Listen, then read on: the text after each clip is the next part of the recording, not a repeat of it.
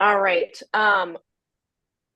So folks, as we are kind of filtering in or joining this morning, first of all, welcome. Great to see you. We are going to be taking all of our questions or kind of like building out our queue of questions in DataHub Slack. So let me grab that channel and I will share that out in just a second.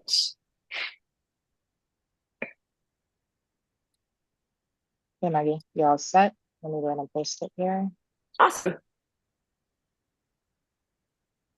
All right. So we are going to be taking questions in the DataHub Marathon Q&A channel in Slack. So I'll post that in here. So as you have questions, go ahead and post them in there. We will just kind of keep an eye on that queue.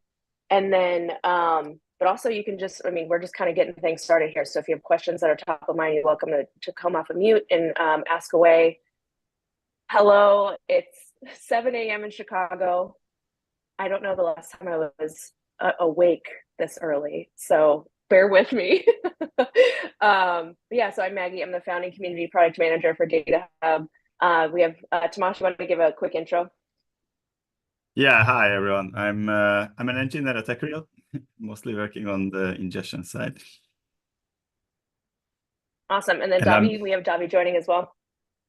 I'm Davi. I'm an infrastructure engineer at Opcro. Alrighty. So yeah, we'll keep an eye on the Slack channel. If anybody has questions that are top of mind, you're welcome to just go off of mute since we're just kind of building out that queue. And we'll kick things off. Marathon number 4.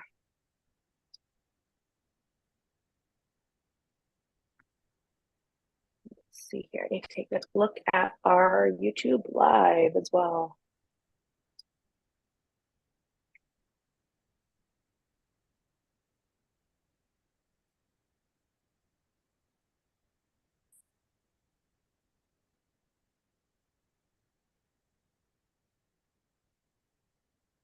Hey folks, welcome in. We're kicking things off. Some questions. Let me see here.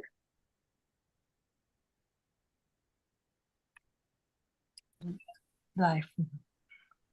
Hi, Ron. 101.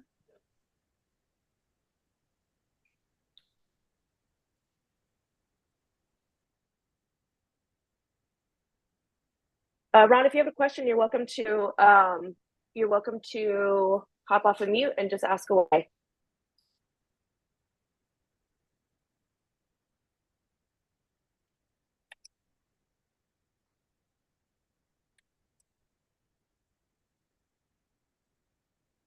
Alex, I saw your question about YouTube. I'm pulling up that link right now for our live, and I'll send that in chat. Super, thanks. You betcha.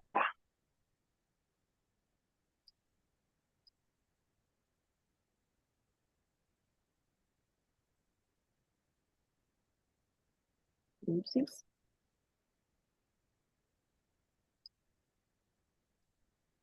Davi, where in the world are you these days? Is it so early for you?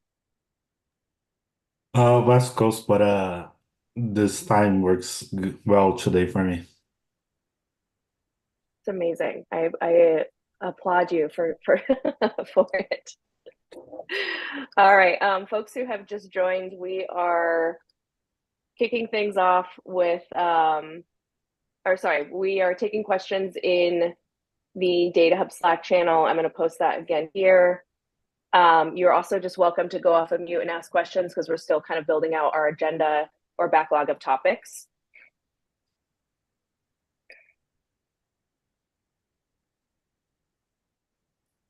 All right.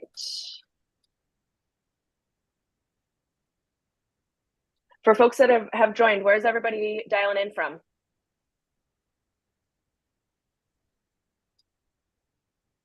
I'm from London. London. Oh my gosh. How's London this time of year? Not bad, not too rainy. Oh, no.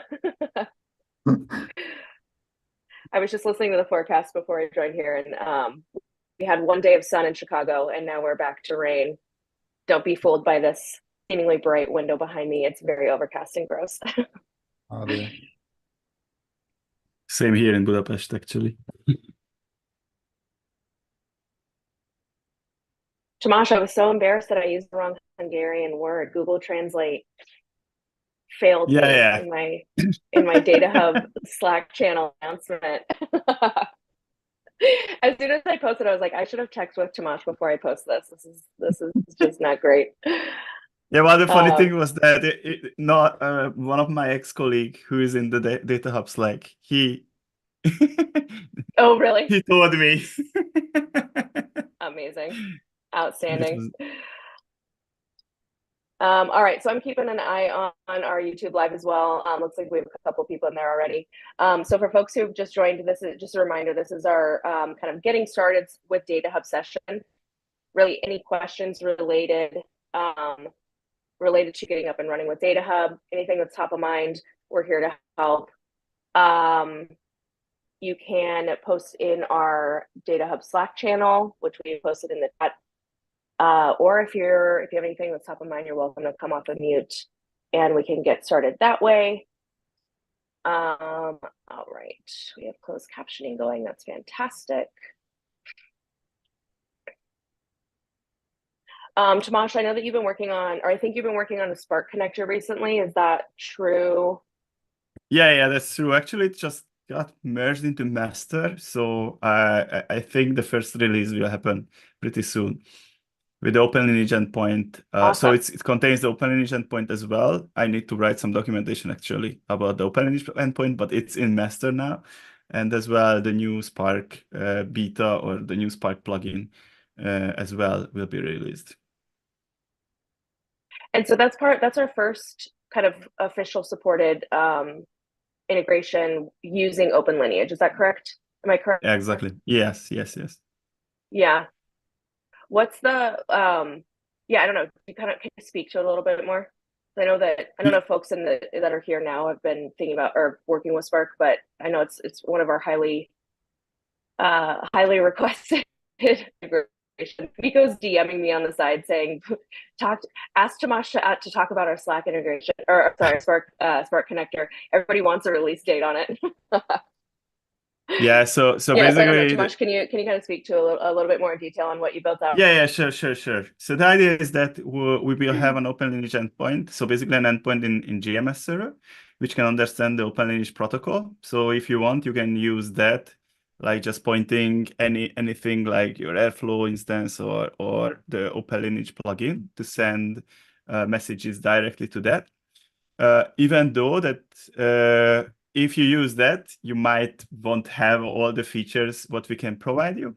But so that's why we prefer if you can use our own Spark plugin, which basically can coalesce all the different Spark tasks into one.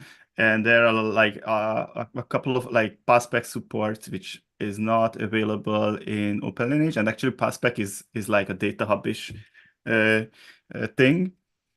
So you can set that as well to basically grouping files if your Spark job running a bunch of files from some folder, for example, an S3. So we can take care of that, and we then on DataHub it won't show up as one data set per file, but it will be grouped together. And yeah, also the new plugin will support column level lineage as well, and patch support. So there are and also inferring schema just based on the Spark execution. So a couple of features which was not available previously. And also I think it should support or work much better with Spark than our previous plugin. Very exciting. And yeah, we tested it on Databricks platform, and it worked pretty well there as well. So yeah, it should support Databricks platform.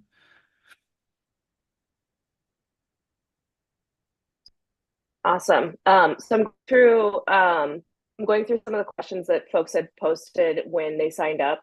I know that they may not be here on this call, but since we are in the getting started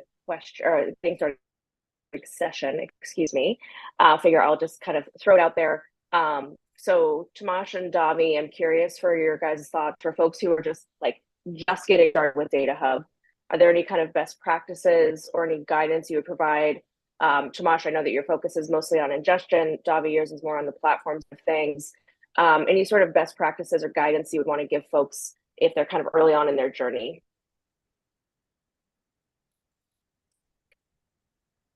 I know I also recognize I'm putting you on the spot, and that's a very big question. So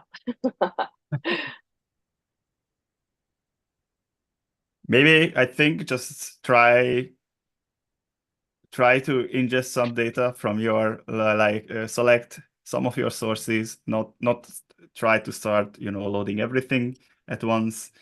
Go step by step, and then try to ingest some data. Try to, I guess, experimented with the different features of DataHub, and then slowly I would say that maybe integrate more and more source and trying to see how you can see the lineage across the various sources, things like this, getting familiar with that, and really try to tailor on your organization's need. So not, yeah. I don't know. Yeah, I'm curious. I think on the lineage side of things, I know I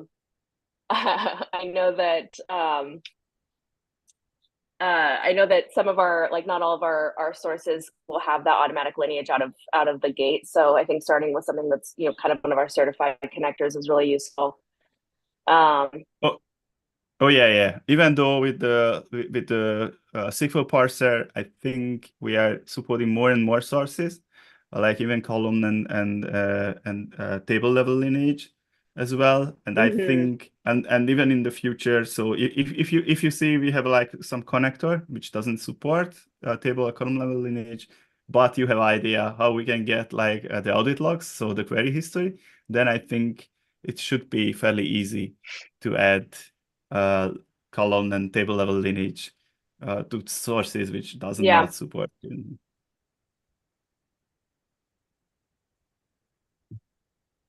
All right, I'm going to start calling on some folks that are in the call to learn a little bit more about what brought you here. So Alex, I'm going to start with you, or Alex, or if you wouldn't mind sharing a little bit about what brought you here, you're interested in learning about this morning or afternoon, depending on where you are.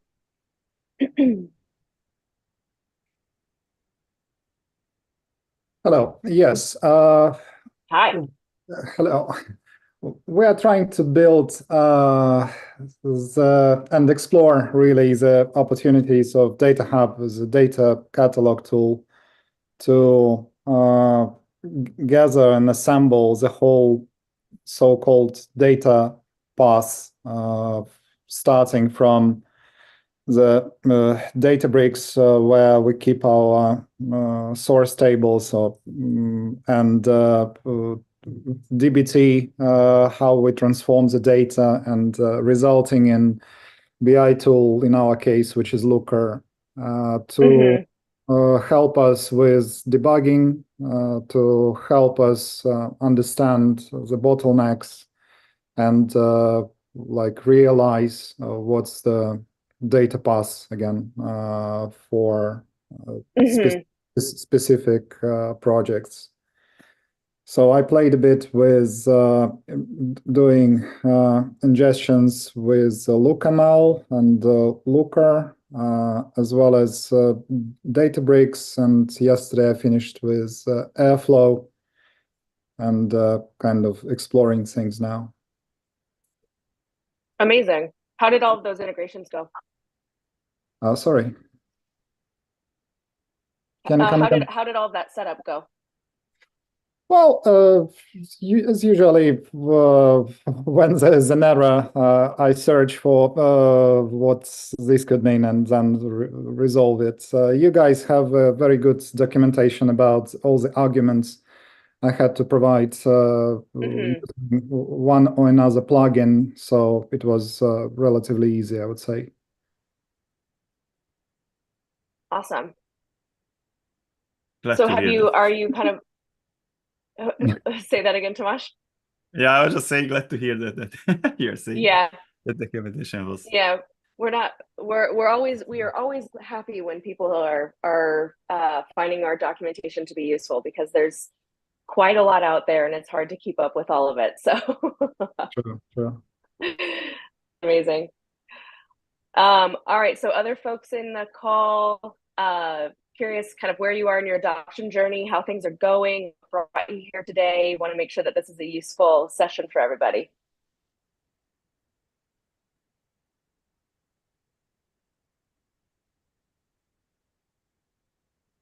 Also, I need to track down some coffee. I need to track down some coffee at this point. Iago, I see that you're off of mute. How are things going with your journey?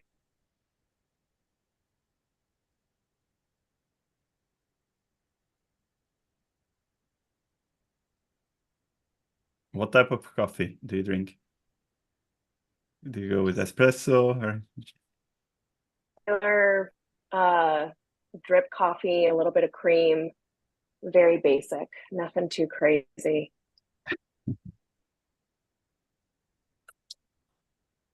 Hey, hi Thomas, Athar this side.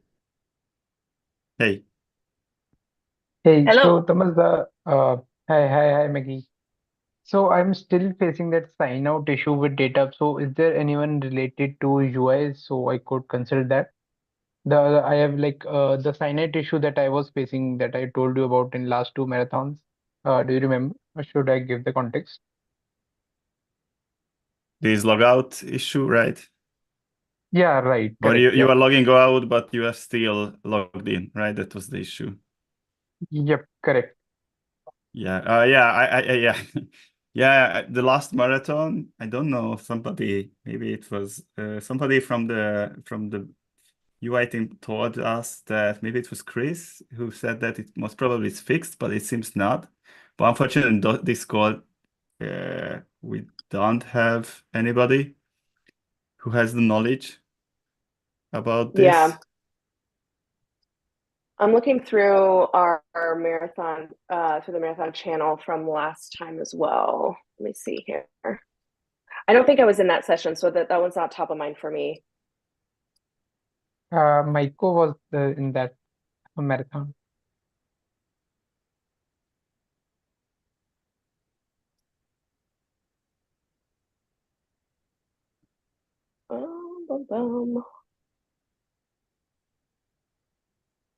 Do you have did you post your question in the marathon channel last time? No, not really. Like I directly asked it here. By the way, do you have SSO enabled? Yeah, I have SSL enabled. And the logout redirect URL, is it back to DataHub or somewhere else? Sorry, Tavi.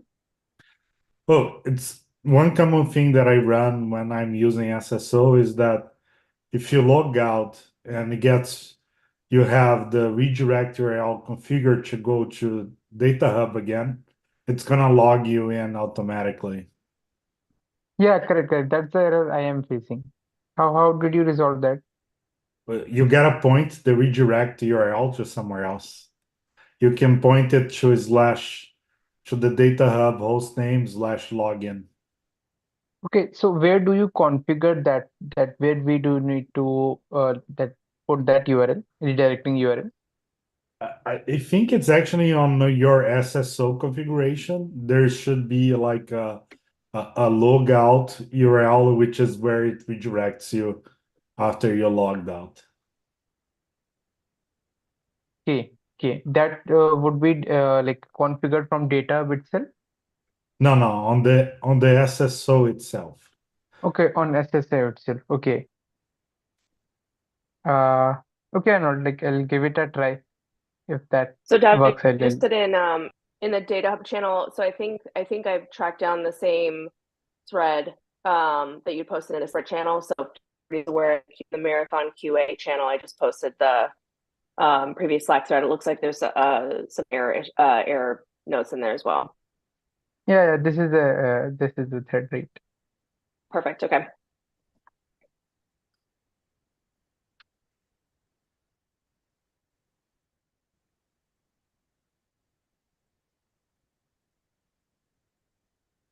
Okay, got that idea. I'll give it a try and all. Yeah, also you gotta be on the latest data release, at least one 0.12, because there's also some other fixes for logout. So yeah. Yeah, I am on 0.12. Yeah, that's what we recommended the last time, just to upgrade. Yep.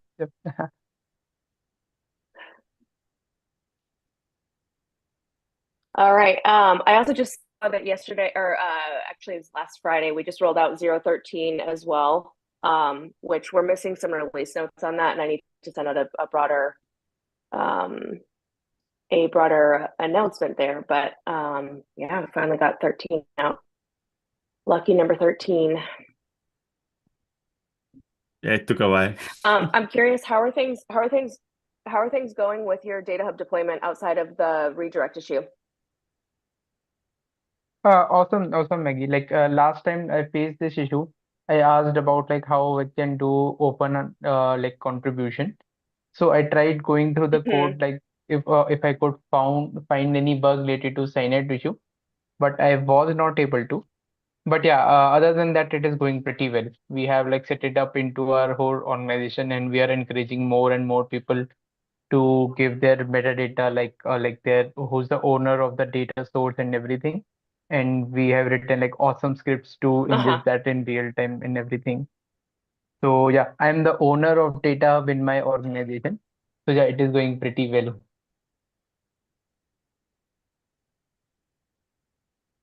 It's amazing. How many, so you've actually rolled it out to other people within your organization? Yeah, we have rolled it out. We gave a huge this same town hall type of thing in my organization, like giving a KT about how we have rolled out and how it would be impacting our organization and how it would be useful for everyone. So yeah, currently it is being amazing for our organization. I have received a lot of appreciation from higher management to introduce data to our organization.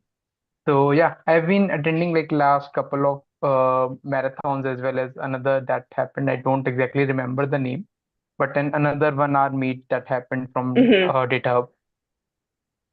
So yeah, it has been Awesome. amazing. I've seen Thomas a lot of time. Last time I saw Maiko and Chris as well. So yep.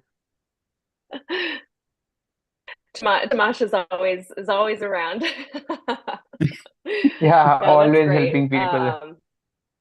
Yeah, seriously. Every time I go through Slack, I see Tomash just he's in every conversation, super helpful. Awesome. Congratulations on that role. I know that's no small feat to get that out there. Glad to hear it's going well. Thanks, Maggie. Thanks, Thomas.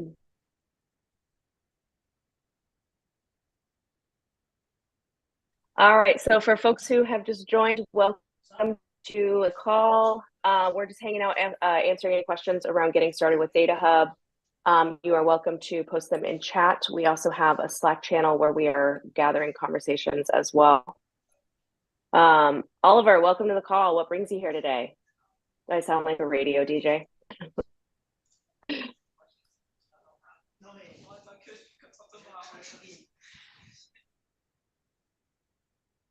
All right.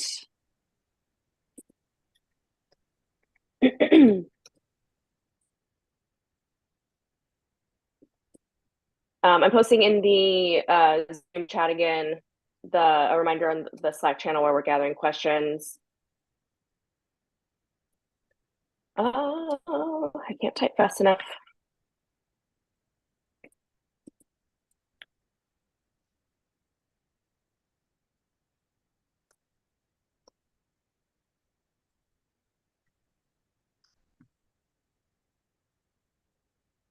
Oops, Miko accidentally sent that to you as a DM, not all of chat. Hey, Nak, thanks for joining us. We're just gathering or addressing any questions related to getting started with DataHub. So if you have anything that's top of mind, you're welcome to come off of mute and ask away. And we'll get you some help.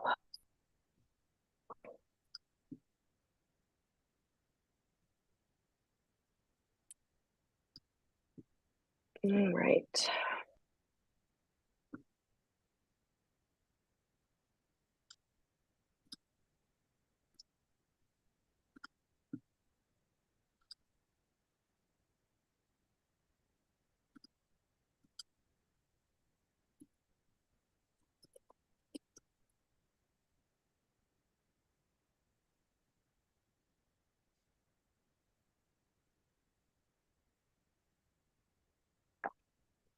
Hey, Bryson.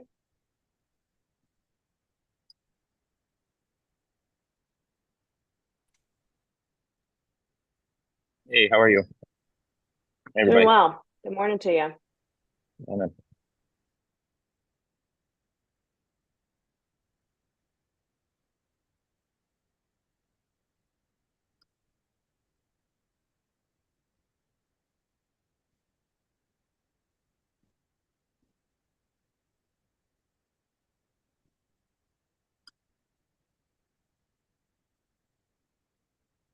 I'm going through our community, some of our RSVPs to see if there are any questions that folks had posted so we can kind of see the conversation a little bit. And let's see here.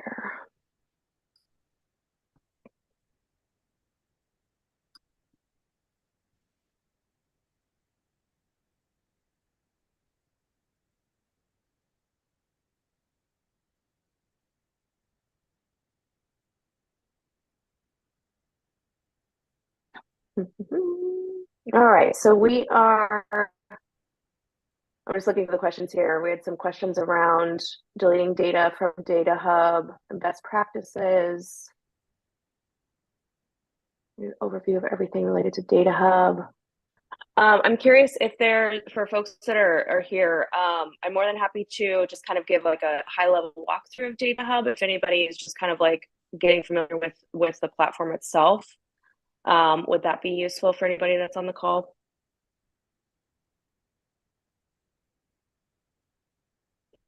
Raise your hand in Zoom if that would be a useful thing.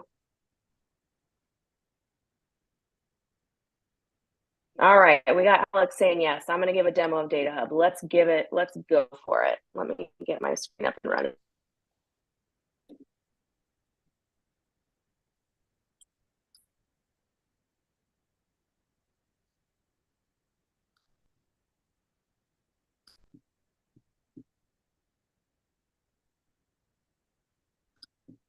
My browser's loading. One moment, please.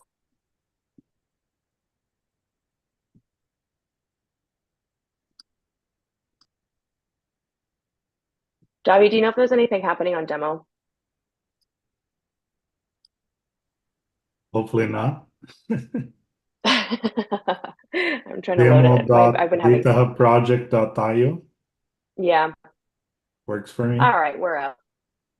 Yeah, so I think I'm also having some internet issues, which is a fun twist to the day. Yeah, actually, your video is like frozen and stuff. Is it? Yeah. How nice. How lovely. I was assuming it was my internet. Same here for a while. Outstanding. All right, before I even bother trying to give a demo, let me switch my Wi-Fi networks. Give me 1 second. All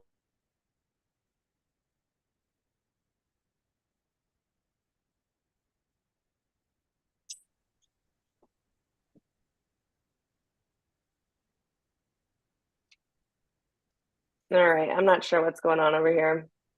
Let me do. We'll give it a whirl. We'll see what happens.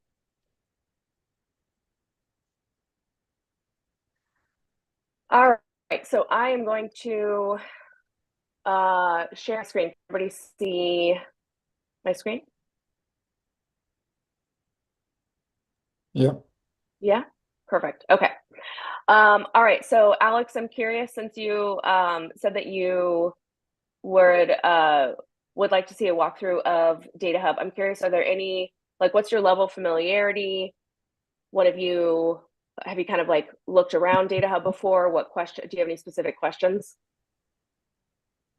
I also have, besides analytics and govern at the right top corner, I have ingestion menu. So this is where I was starting from. And after that, I was just going to analytics and filtering down the specific data source, platform to explore the data. And then choosing the lineage to present that in a graphical way. So that's kind of where you started so far? Yeah. Okay, perfect. Do you have any specific questions or just kind of looking for additional use cases or additional functionality? Yeah, I would want to know how to arrange to see the whole data path on one screen, like from the sources till the final destination of the data. Sure. For So, the demonstrational purposes. Yeah, absolutely. So for one thing, I'm going to share this out in chat. This is our public demo site. So everyone, you're welcome to, sorry, 1 second. All right.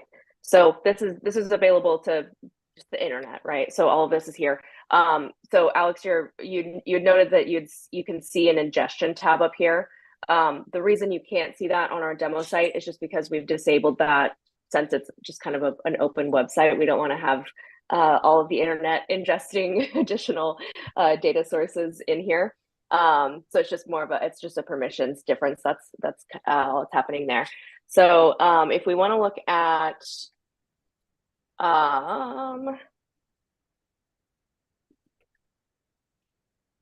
at lineage, we should have a good example with our pet profiles data set here. So when you are in the lineage tab, this by default, we will expand out to one level downstream and one level upstream of whatever resource you're starting with. So if you wanted to actually change this, so let's say you're looking at this one, you realize, well, that's actually not that useful. I want to start with this one. You can always kind of toggle between those, and you'll see kind of the, again, the one level down, one level up, and then you can traverse through this, all the way upstream. I think we go all the way up to MongoDB. So this one, yep, there we go. So kind of goes all the way up to the source data set.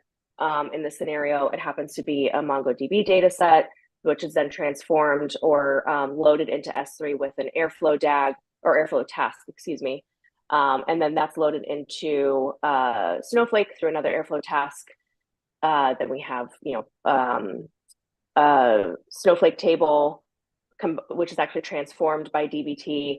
All of that is then downstream ingested into, surfaced into Looker. So all of this is, as far or as complex as your lineage graph is, we can surface that in here and kind of, expand or contract that level of detail as you go. All of these resources that we're looking at, we have really strong support for automatically extracting that lineage. But maybe if you're using more of a bespoke connection source, or if you have, maybe like legacy systems or something that's just not as well supported within DataHub, where you can't automatically extract that lineage, you also have the option to go in here and, well, in this view, you can't see it. Actually, you know what? Let me share a different instance so we can kind of show the full functionality of this. Give me 1 second. Also, connection wise, can everybody hear me okay? Like, internet's okay? It's Yeah, better perfect. now. Okay. Wonderful.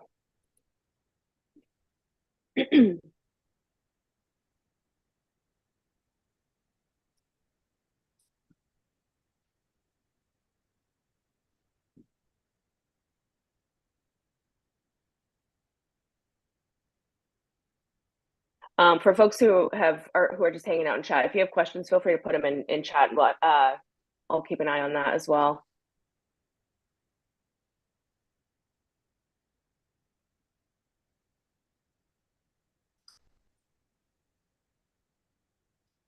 And I just got booted out of my SSO, so give me just 1 second.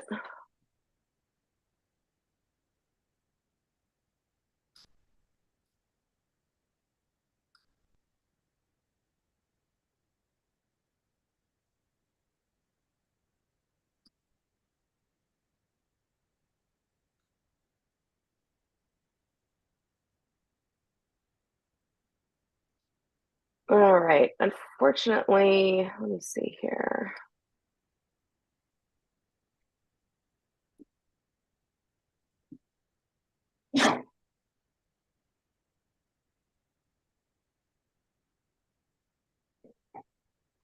So folks, we have about 20 minutes left in this session. And then we will switch, we'll kind of like have a rotation of engineers from the team and transition to a different topic. So just a heads up on that.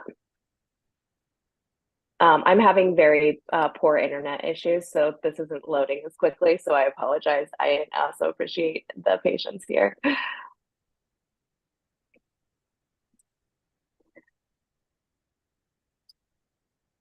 All right, so what I'm going to do, I'm going to reshare, and just a heads up, what I'm sharing is our managed DataHub version from Acrel. So some of the theming is going to look a little bit different, but all of the functionality that I'm going to talk through is supported within the open source version, so you won't have any surprises there. All right, so let's go back to our pet details table to kind of look at that lineage view.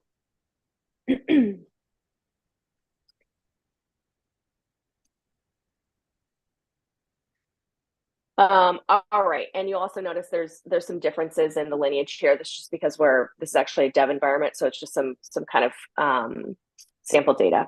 So okay, so back to the kind of question at hand or conversation at hand around kind of the full lineage graph. So what you'll notice is that this version of it is much more truncated. So we don't have information. Oops, excuse me. We don't have information out to the upstream kind of Airflow DAGs or upstream kind of source data instances. So you can go about that. Again, what I was saying before is that in general, the vast majority of our connection sources, we have automatic extraction of lineage, but every once in a while, we have folks come in saying that they're working with maybe a more bespoke connector. The lineage isn't as readily available. So we have two kind of options there. You can, one, you can always go in here and manually edit or add upstream or downstream dependencies. So for example, with this one, maybe there's an Airflow task or DAG that we would want to pull in. I mean, this isn't a good use case or a good example here, but this is just kind of a dummy one. But you can add that in here, and you can start to actually trace out that upstream or downstream dependency chain. What we'll also do is show kind of a dotted line here if it was manually added, just to kind of signify that it's not automatically extracted from source. So there might be some nuance to it. There might be some kind of like human error to the fact that that was manually edited in there. But so Alex, back to kind of like your general question or your original question around kind of viewing that full dependency chain. All of that is possible either through automatic extraction during ingestion, manual curation through the UI, and you can also manually state it through our APIs, or where it isn't automatically parsed from our ingestion sources. You can always manually kind of emit that information programmatically emit that during ingestion or through our APIs. So I don't know, Alex, if you had additional questions or kind of use cases that you wanted to drill into here.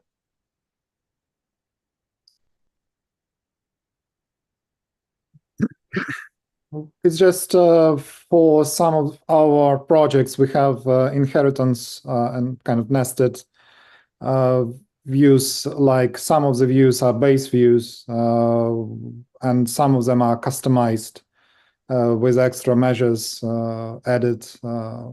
So for our specific case, I wasn't able to expand those nested levels in Looker using LookML plugin as a connection. Oh, interesting. So this is nested views within LookML. Yeah. Tomasz, do you have any ideas? Are you familiar with our Looker ingestion source? Yeah, I remember. I think I guess you were the one who asked this question yesterday on Slack, right? Right. I remember. Yeah. I pinged Herschel, so I hope Herschel can answer your question because he's our Looker expert. I don't know much about this, unfortunately. Okay. Cool. Yeah, I remember we were using Looker in my last organization when we were adopting DataHub, and we hit a similar issue. Granted, it was also 2.5, 3 years ago at this point, and our Looker ingestion source has come a long way since then. Yeah, and moreover, I found that on DataHub repo itself, this case is tracked in your code. It's just, I'm not sure, maybe it needs to be somewhere explicitly enabled, or I'm doing something wrong. But I mean, it might Michael, be, yeah. It's a specific case. I'm not sure if like everyone would be interested. Oh, I mean, we're here to chat about anything and everything related to DataHub. So it's we can go into as much detail as we want.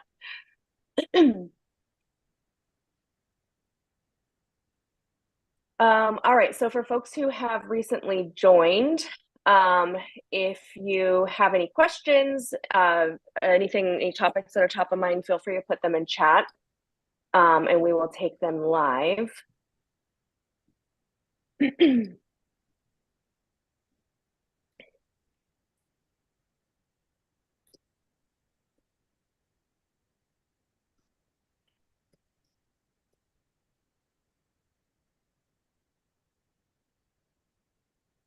I feel like I'm kind of late to the party. Late to the party, but you've been here the whole time. I have. I've been hiding off camera a little bit, just making sure our backend mechanics are going. I was looking for some familiar faces. I remember Atharva and see a lot of newbies on here. I thought I remember Ruben, but I don't remember. Pankaj is on here. Hello, hello. Few familiar names for the community. That's great. Miko, can you cover for me for a second? I'm Internet's gonna grab doing good. some.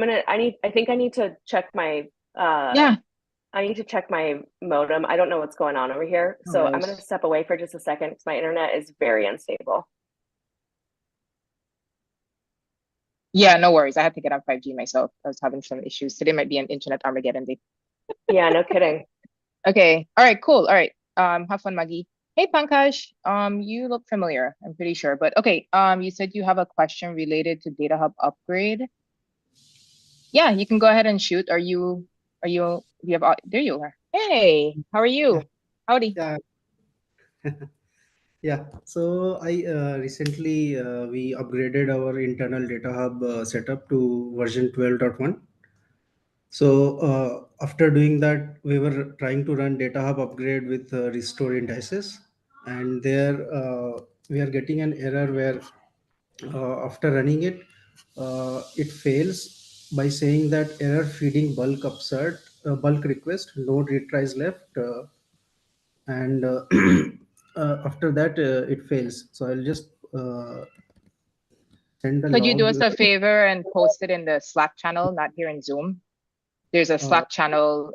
Yeah, so if you go in, are you in DataHub Slack by any chance? Yes. Okay, there is a channel in DataHub Slack, Marathon Q&A.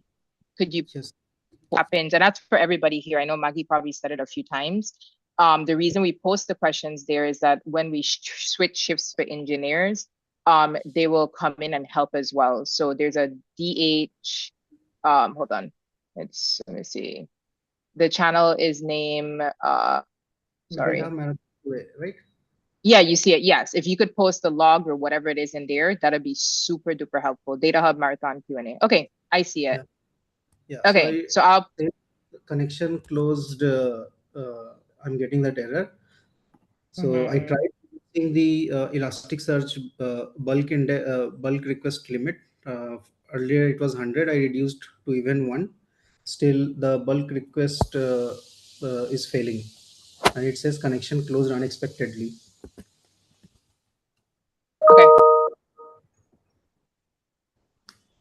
Aren't there any other errors in the logs? Like, I feel like there would be some other error in the log, or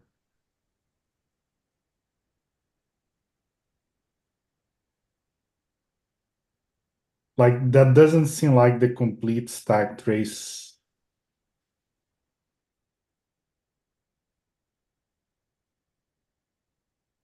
And Pankaj, what are you trying to do when you get this error? He's frozen. Davi, you can see me, right? It's not me frozen. He's frozen. Oh, we Yeah. lost him. Okay, hold on. I'm sure he'll be back. Yeah. You back, Pankaj? Hey, we kind of lost you there. No, I was just asking you the question, which is, what are you trying to do when you get this error? Yeah, I'm just running DataHub upgrade with restore indices as the argument. Okay, I see. All right. And did you hear when Davi was asking if there's other errors that you could share? He said there should be other errors. Yeah, I have Slack is not. Yeah, I think it's posted. I have shared the last few hundred lines. Okay. So there are no other errors. It just says upgrade restore indices completed with result succeeded. Then it just says exiting. Okay. Yeah, it looks like it succeeds, and then doing shutdown, that error happens for some reason. Yeah.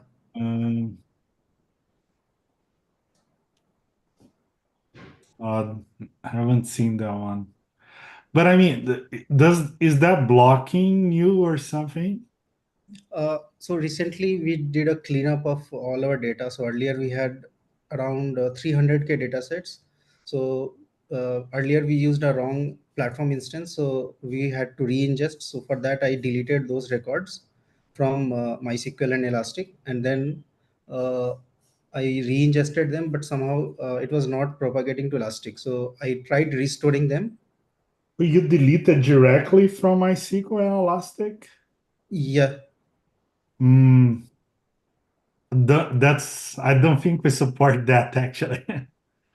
Okay, because deletion from the CLI was taking too much time. We had close to 1 million records in the database, and it was very slow. So we thought we'll directly delete those entries and then re-ingest them.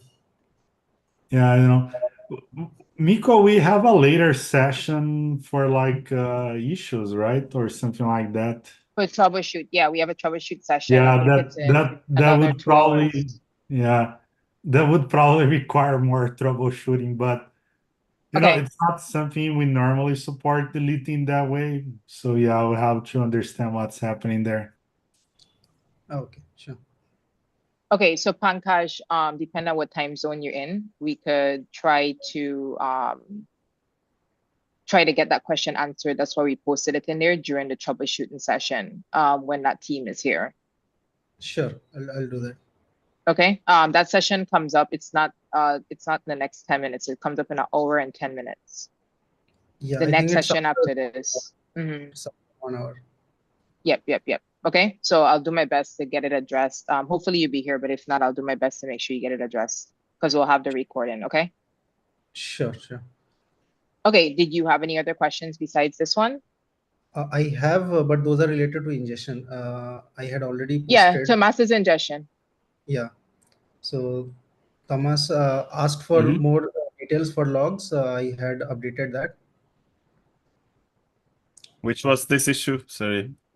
It was for the ingestion was getting stopped after a single exception. So later, when I checked the code, I saw that there was a statement written that if the return code is present, then do a system.exit of 1. It was introduced last year. Was this the issue where basically you have the connection timeout during ingestion? It is related, but I had two issues. One was since we are crawling the complete cluster, even if one dataset fails, the complete ingestion stops. So for just to get around this, I changed the code at my end and I removed that condition. So now it is continuing even after failures. But the other issue which I'm facing is if one of the data sets is taking too long to respond from the source. So no issues from DataHub side, but from the actual source. In that case, the ingestion doesn't kill that single data set crawl, or basically doesn't go to the next data set. It just waits indefinitely for that response. And if the connection gets, yeah. Which source is it? Is it Hive? Hive. Oh yeah, now I remember. That was the storage descriptor, right? Yes. Yeah, I'm not sure if we. Yeah, I can try to check in the code why we are failing and if we can just keep these tables. Yeah, I need to check actually. Sure. I've also given the link of the PR where it was introduced. So I went through the PR. I didn't understand. I didn't understand why it was added.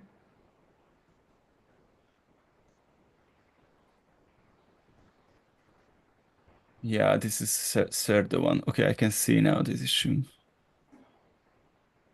Did you share the link out to the PR somewhere? Yeah, I shared in the ingestion channel. Okay. Tomasz, do you see that? I'm getting caught up here. Yeah, I can see that. Yeah. You got it. Okay. I just found this issue.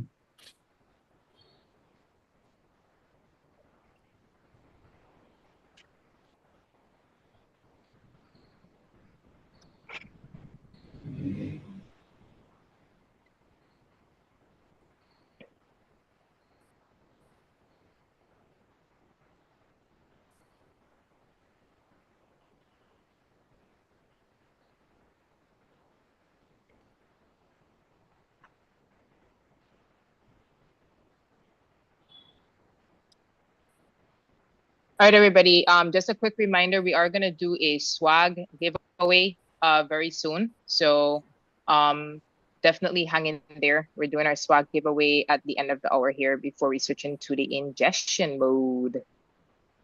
Yay! So make sure you guys hang in there.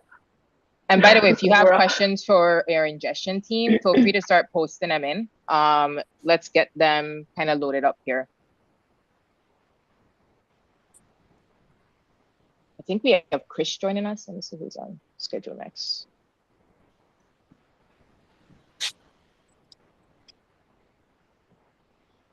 Jeff and so Jeff's gonna come over and help out with kind of take the co-hosting. Okay. And then I think Pedro's supposed to join, but I'm not sure. Yeah, I'm here just looking at the schedule. Okay, Jeff and Pedro, got it. Chris and David will be in Pankaj for troubleshooting after the next session. Yep. Okay, I see it here. Cool. Yeah, I think one of the easiest solution if you can ignore these tables. I guess maybe it's not that easy, right? Because I can see there is permission error on these tables. Yeah, the thing is, since we are crawling the complete cluster and we don't own the table, so we have no idea what we are crawling. So we don't know what to ignore.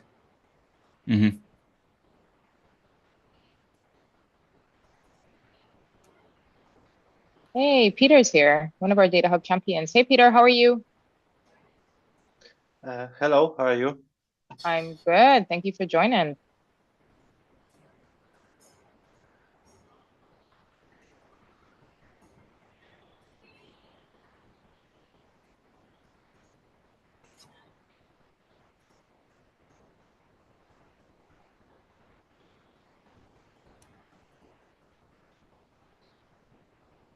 People probably joining for ingestion.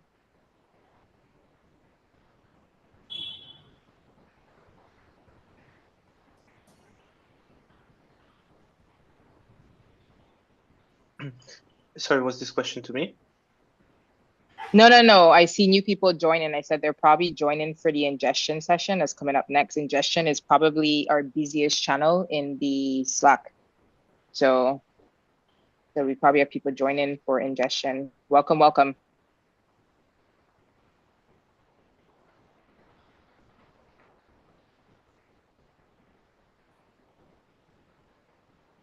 Talking on mute.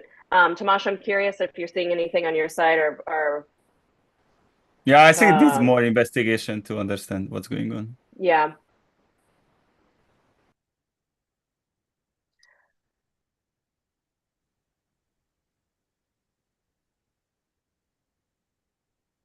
Actually, maybe another thing, do you only get schemas from Hive? So do you only need the schemas and tables from Hive, or do you want to run profiling as well? Right now, we don't want to run profiling, but profiling, we want to do it later, maybe few months later. Right now, it's not a problem.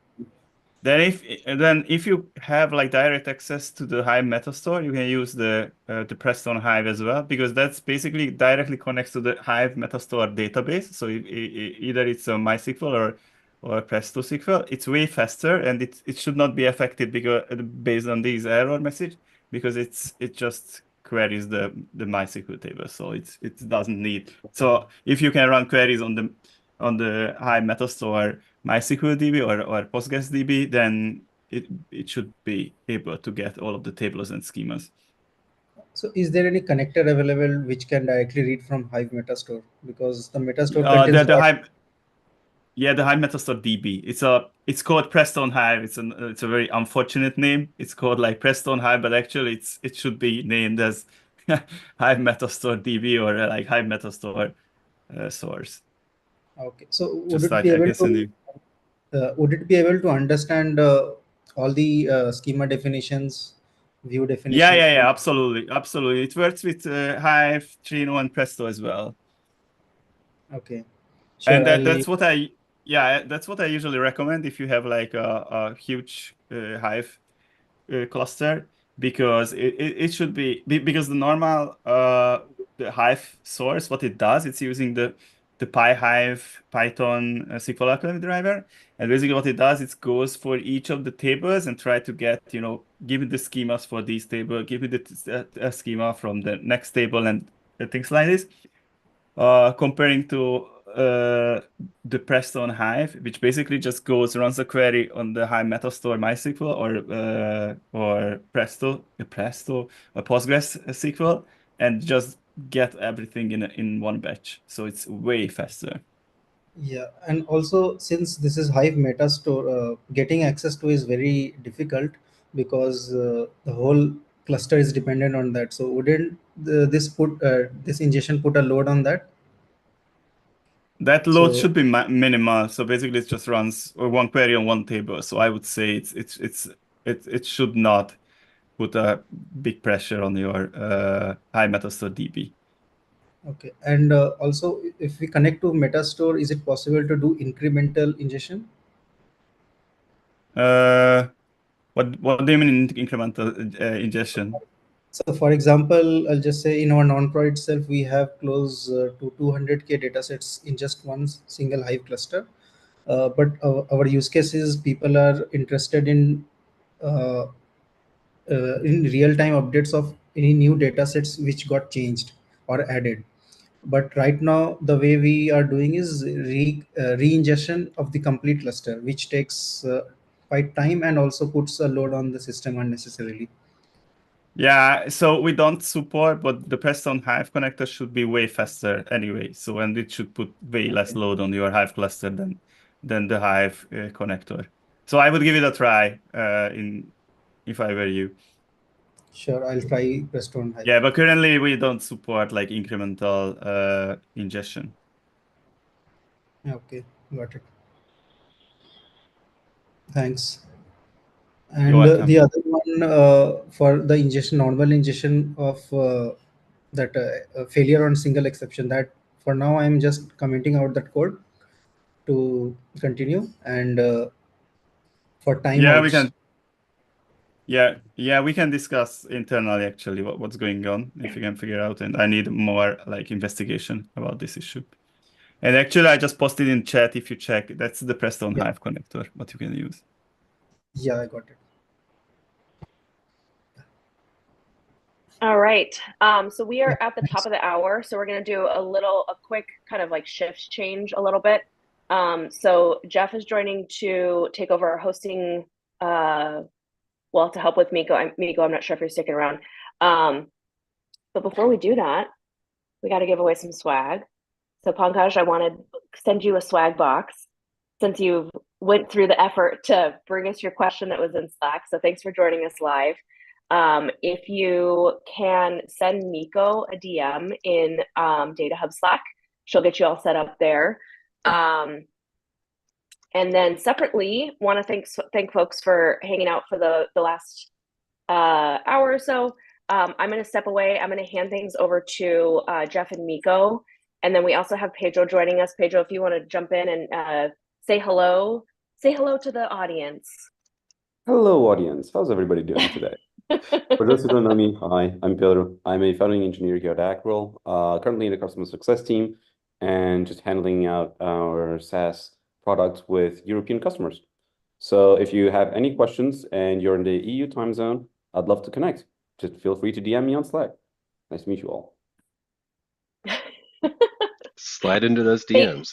Yeah. Slide into those DMs. And Jeff, you want to give a quick intro? Sure. Jeff Lewis, based in Austin, Texas. Got in late last night, so I might be a little quiet at first while I get my coffee in. But yeah, I'm on the sales engineering team here. Sometimes we say solution architecture. I kind of wear a lot of hats. So look forward to hearing any of the challenges we're facing today. Amazing. All right. I'm going to step away. I'll be back in an hour or so. Yeah. Have fun, guys. Thanks, Maggie.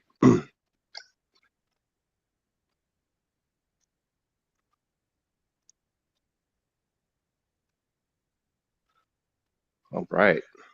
Miko, you hanging out for a little bit? Yeah, I'll do my best. I have stuff I'm dealing with, so I may have to head on the phone.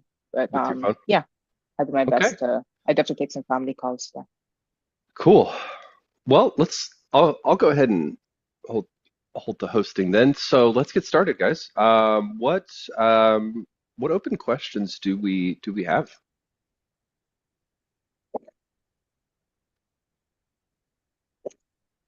Let me see something on your faces here.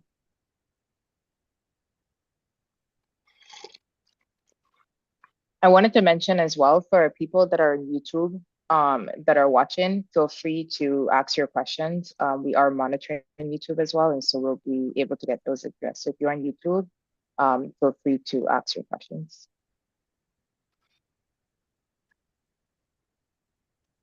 Miko, just for my own context, have we gone through all of the questions that are currently in Slack? Yeah, there is another question that Pankaj has, but it's for troubleshooting.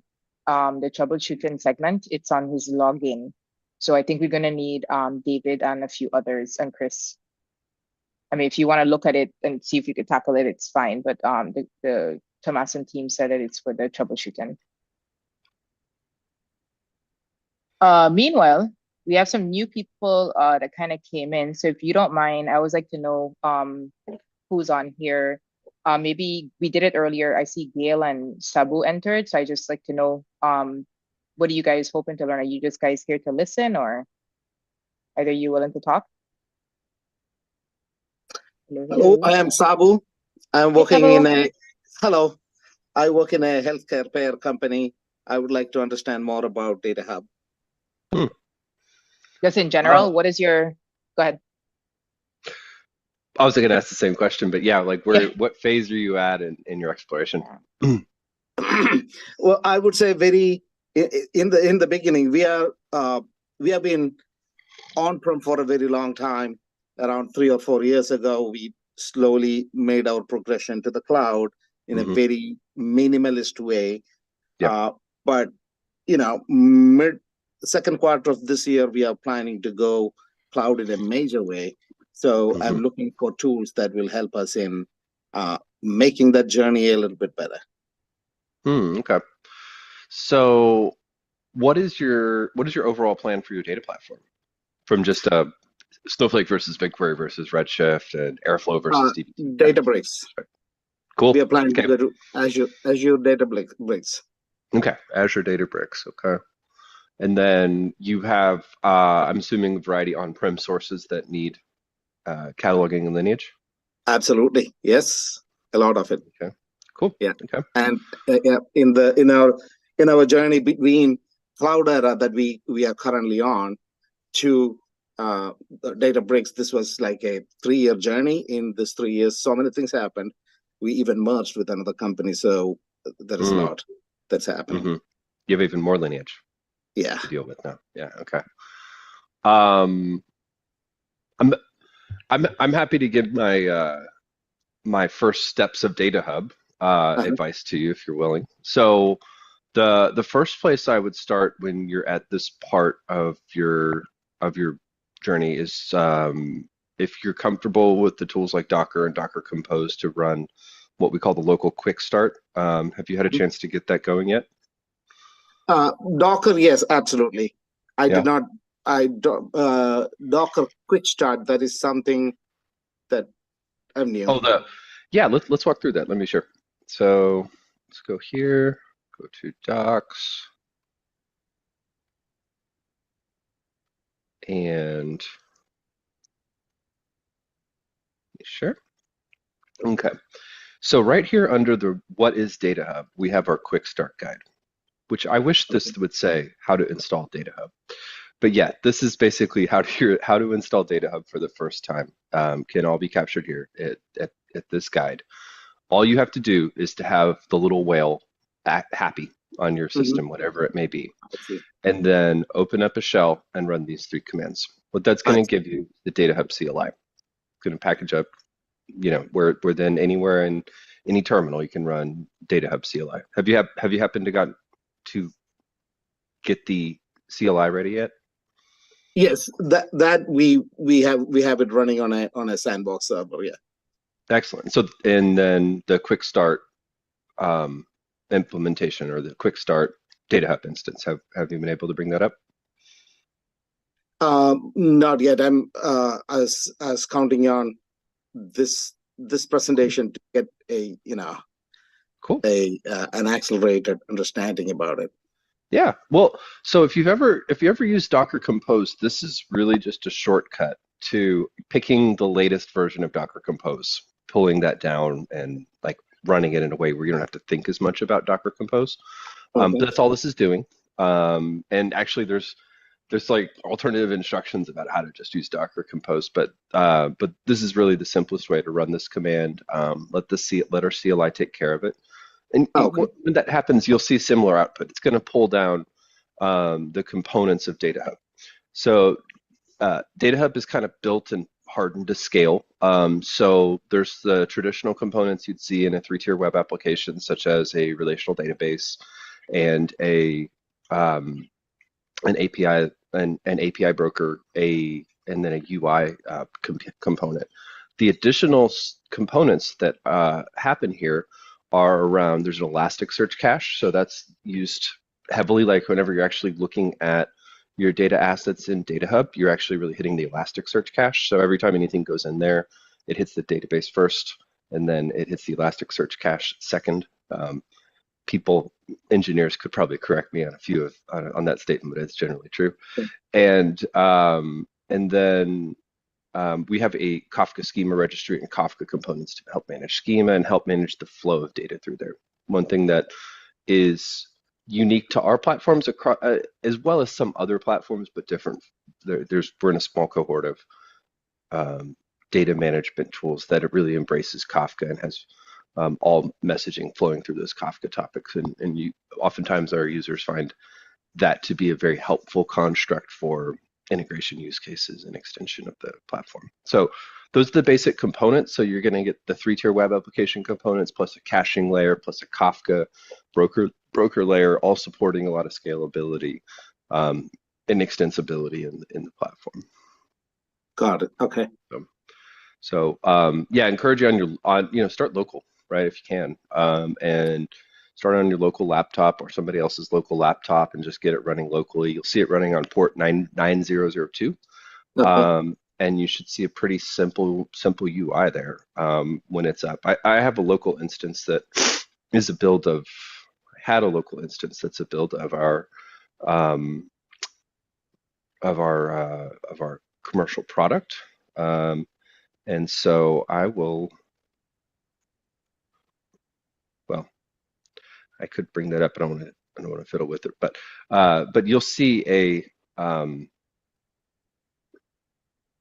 you'll see this Acryl environment come up, or this DataHub environment come up here, and and you'll be looking at this UI. Now, from here, the fun part begins. I think you need to access things in your Databricks. You need to access things in your sources, which may be SQL Server, Oracle, PostgreSQL, Mongo, etc. Right, the sources that are living in your on-prem. You need any query orchestrators like dbt, etc. So there's recipes that you can graphically start to load. Like you can use our or build a new ingestion source UI interface here. And much like setting up database, you're just going to you're literally setting up database connection type stuff. When it comes to your Databricks, you're going to issue like a service account key and put that in here. And everything goes very smoothly and fast when you're getting started locally. So you don't have to worry about where is this key living? Do I have to worry about, keys and passwords and things like that? Just plug it in and go.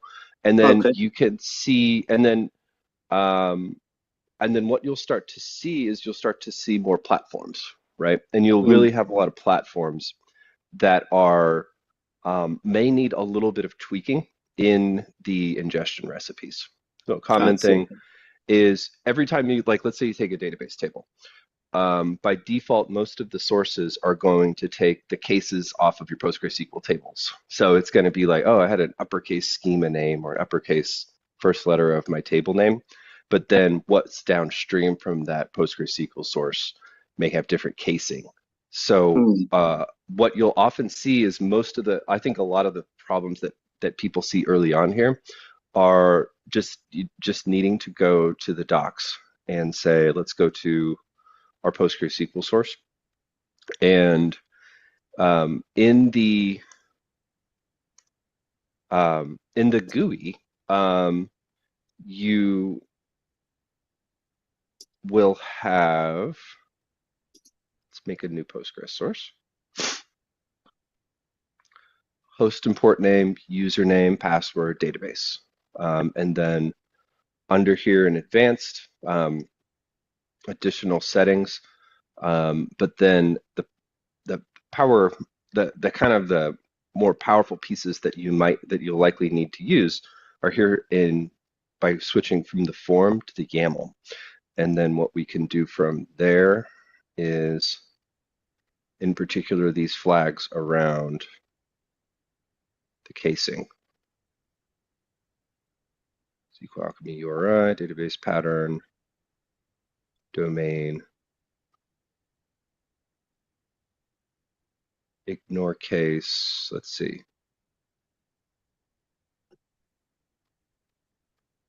Yep.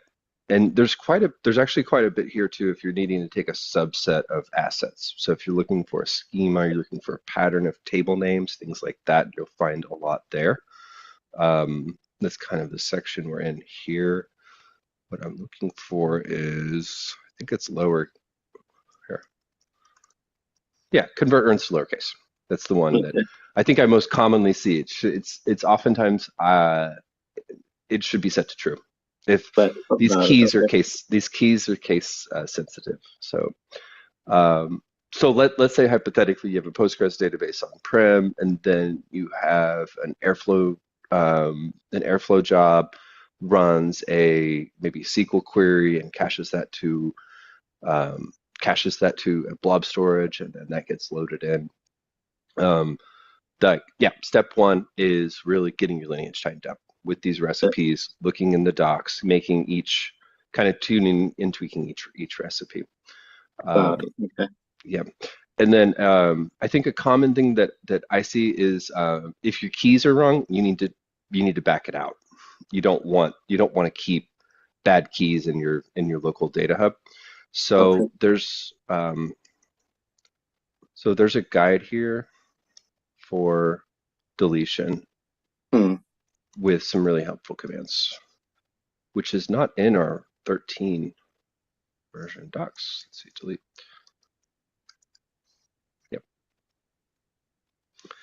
Yep. So removing metadata from DataHub here.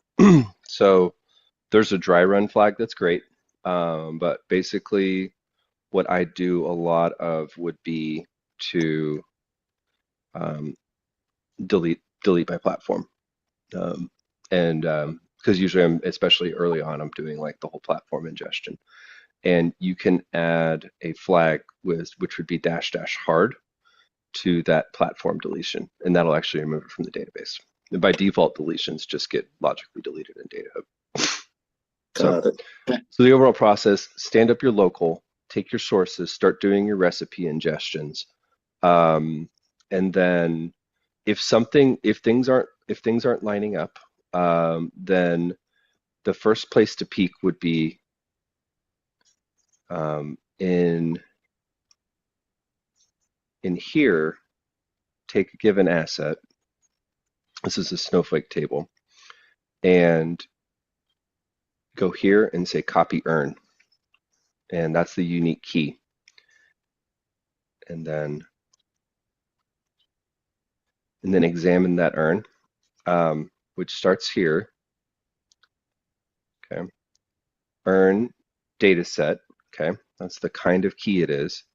Within there is a unique identifier of a snowflake table, which has data platform, and then database, database schema table, and then environment. And so most of the things around lineage are around matching those keys, the upstreams and the downstreams and things like that. So that's really what I'm looking for. Just refine that lineage, back out the entire platform, rerun the ingestion, kind of tweak and tune, and then in the probably in the ingestion channel of community Slack is a pretty helpful community of people to help you tune it from there. But that's if you can get the full lineage map, that's really the foundation of what comes next, which is further enriching the assets within and providing business context and setting up a business glossary and putting everything into domains and applying ownership across all the sources. Great. Okay. Yeah. So one last tip, once you get your lineage right, is that the same things we were looking at with recipes is you can add little pieces to your recipe that say this source or this subset of assets within this source. So the subset of tables belongs to this domain. So you can graphically make a domain here. Say I need to make a sales domain. Or no, the name of this is my sales domain. This is my top level domain, and I want to create that, and then I might have other things under my sales domain. But create my folder structure, so to speak, about typically either by source or by consumption pattern, depending on how you look at it. And then within these recipes, then you can say this source belongs to this domain, or this set of tables belongs to this domain. So, and those are called transformers, and they would be found migrations, advanced guides, transformers here. So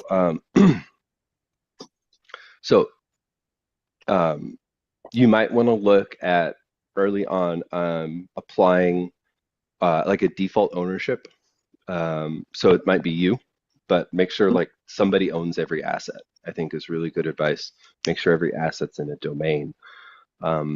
Then from there, if you see common things as you start to build a business glossary to say, well, this business term or technical term is unique. You basically can automatically tag and enrich like at ingestion.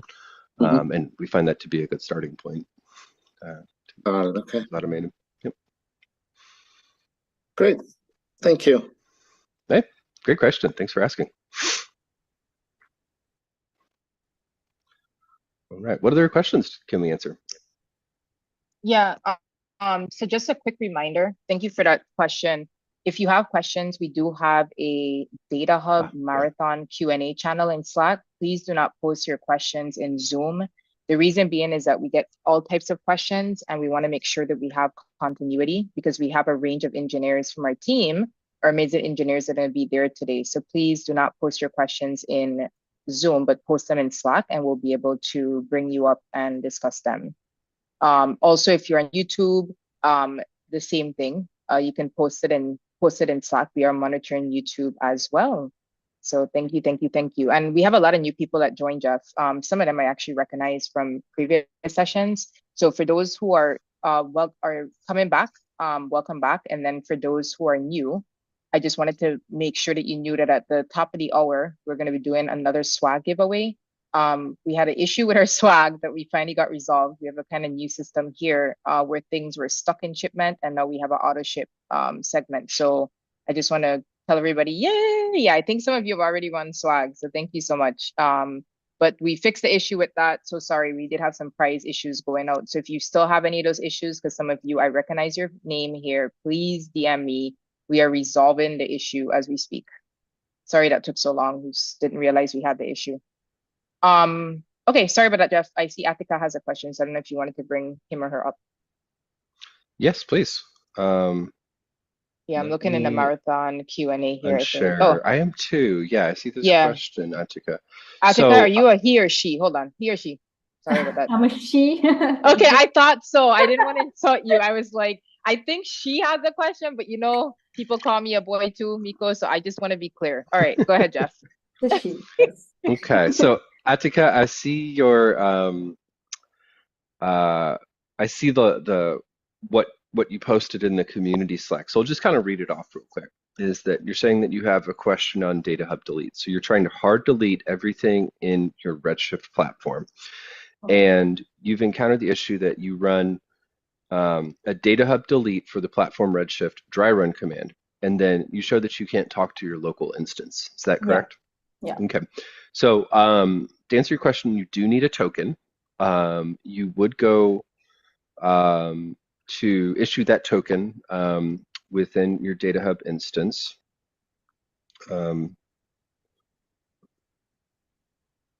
And that would be over here.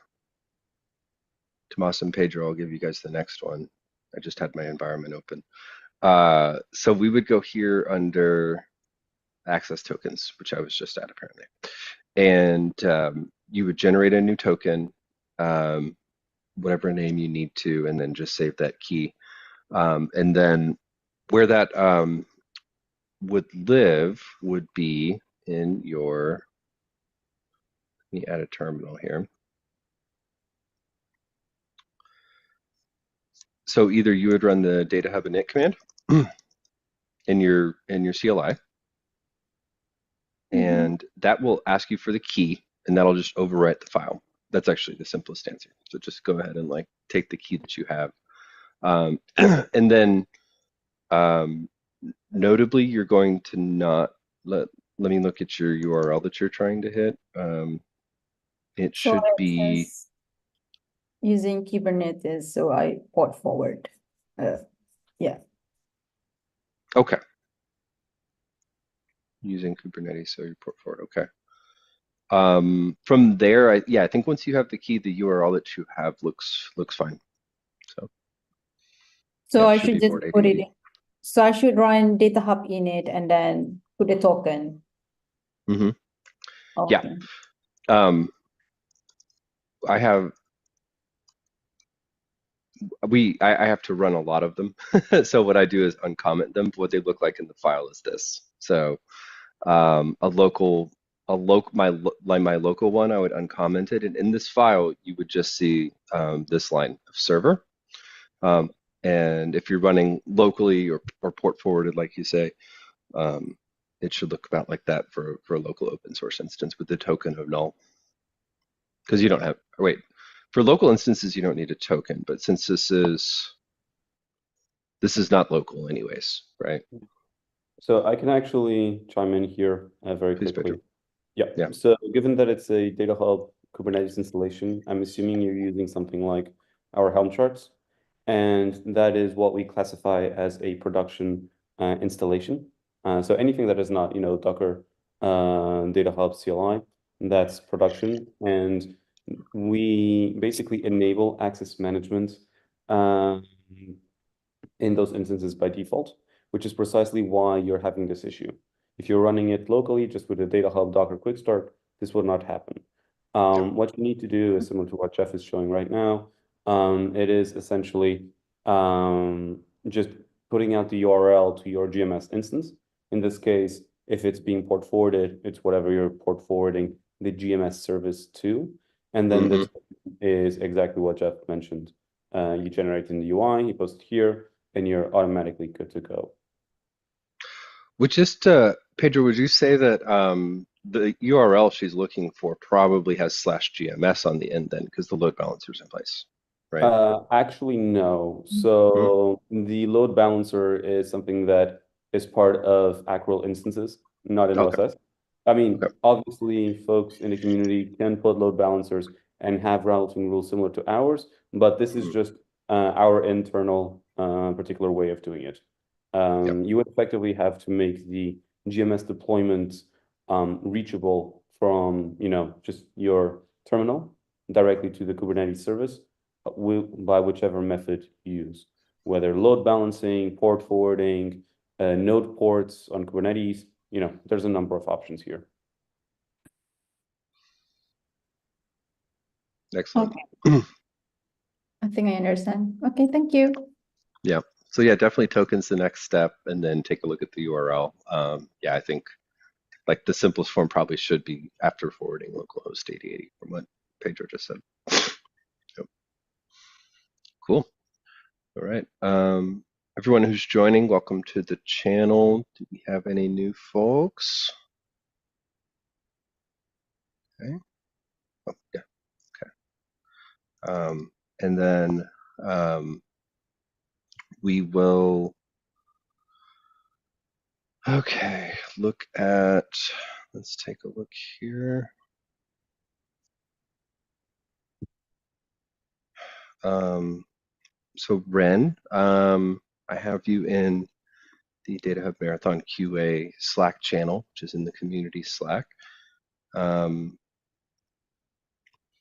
Just to read through, starting with your Snowflake ingestion question.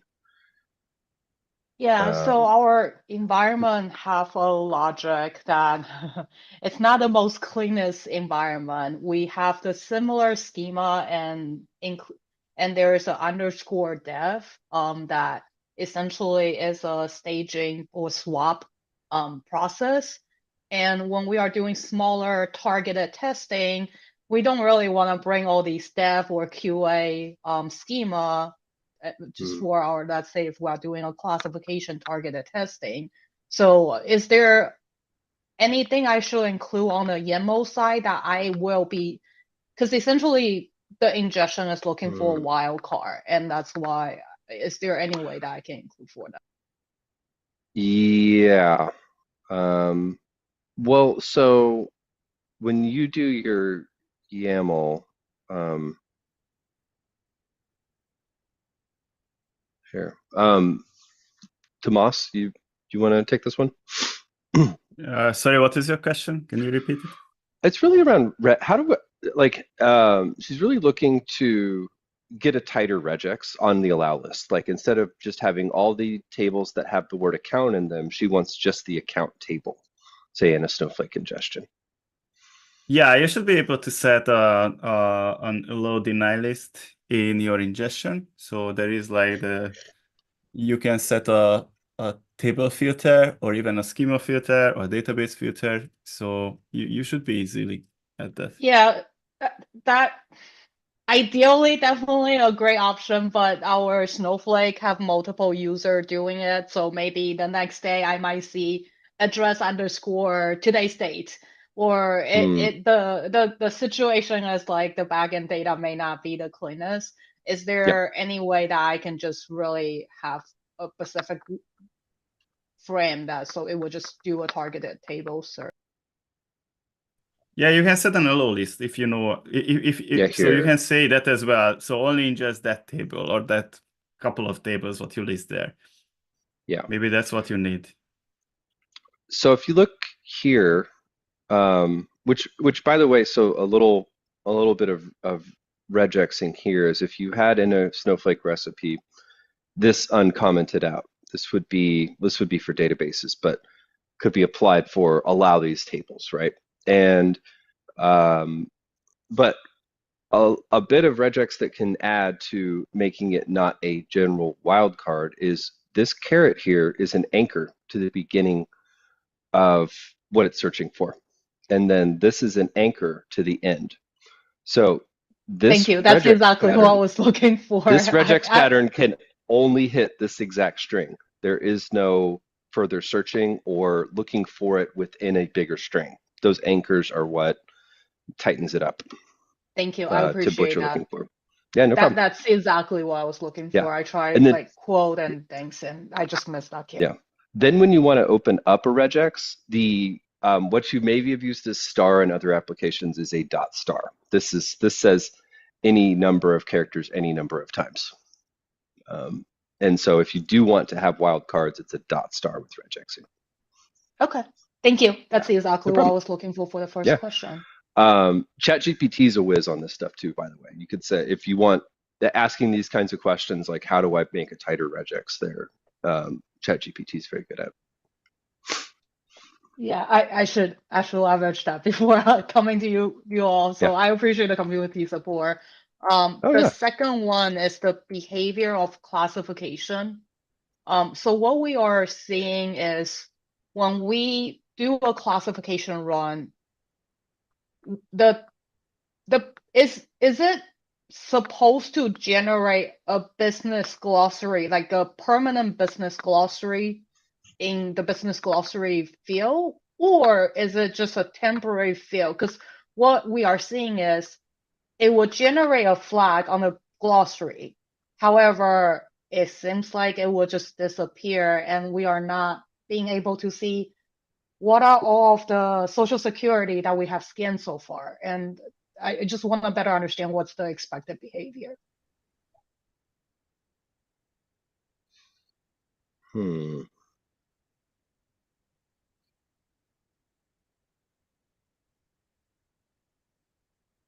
Kind of reading the thread here.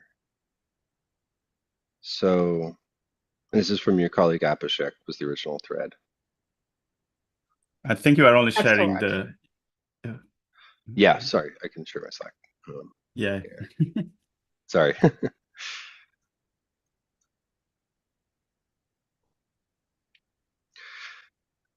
So the thread is to say, we're using the classification feature of DataHub and would like to use GraphQL to get all the assets that are classified and showed in the screen as glossary terms.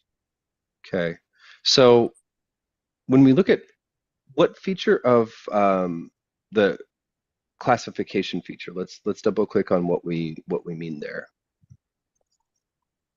So on the ingestion YAML, we include DataHub native classification, and it's leveraging the info schema to identify those fields. Okay, so here in your go ahead. In your Snowflake recipe, you have transformers. Let me pull up that area, especially maybe people are less familiar with it. In a ingestion recipe, we can add other pieces to the recipe that would apply and enrich the assets within. And so is what you're saying you have a piece in your recipe around glossary terms? No, I think it's a classification. I think this is the classification during ingestion. So if you check, there should be classification. Just search on the document for classification. Okay. I think. Well, actually, I can just put here in the chat as well. Yes.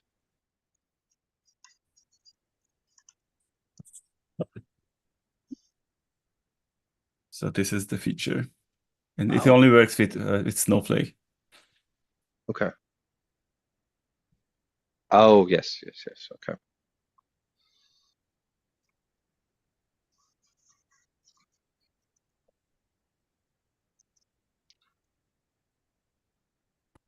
They're classified and shown as a screen glossary term. Okay. So, Tomas, can you elaborate a bit on the on how this feature works? Yeah, unfortunately, I've never really used this feature, so I'm not not familiar with this. I know this exists, but I've never used it, to be honest. Okay. So I think I can add just a little bit of color here. For those who are not very familiar with the classification feature, it is basically it's an add-on to the Snowflake recipe, wherein we will look, or rather the DataHub ingestion process will look at the data values in your specific columns. And if it identifies particular patterns, it will try to automatically tag those fields with those types. So this is something like automatic identification of addresses, of social security numbers, and so on. And in the UI, what happens when you run this is that those fields automatically get a glossary term with those properties. So it's almost when we say classify, it's trying to classify the contents of the data that we're reading. Looking at the question from Abhishek in Slack, I don't know, Jeff, if you're able to share that, but effectively, he's showing that there is a glossary term on the field, but when you access the glossary term page, you don't see that field. So there are a few potential reasons why this could have happened. The first is whether the term is actually a ghost entity, meaning that if you're looking at the field and if you click on it or even just hover, you should be able to get in the glossary term information and to see an urn. If this urn is something that you can search for, you basically have a disconnect between the metadata that we have in DataHub and the data that we have in Elastic, which is used for search and graph capabilities. And that is usually a timing issue with processing on DataHub. So you may want to run restore indices on that glossary term urn. So it's not that the classification module failed itself. It's more that at the time when that process was running, DataHub was overloaded with information, and one of the processing messages failed. So it's an inconsistency in the database. So how would we do this restore? Would it be through the DataHub CLI? Yep. It's not. So you would identify the urn of the glossary term, and then we actually have a page in our open source documentation on restore indices. And it's basically a very simple curl command where you just give the urn that you want to restore indices on, and you're done. I'm happy to share that link out both in Slack and in Zoom for folks who are interested in knowing more about it. Great. So, just 1 second. Okay. So, just sending it out.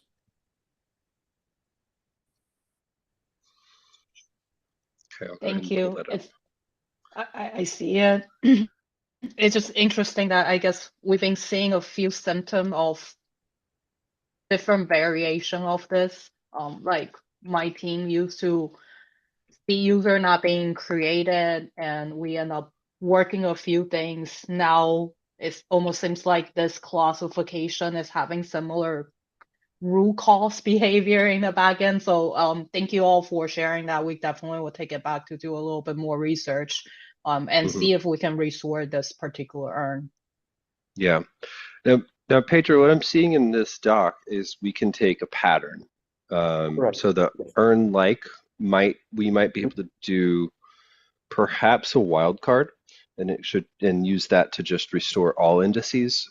Might be a lot easier than trying to restore individual assets, right?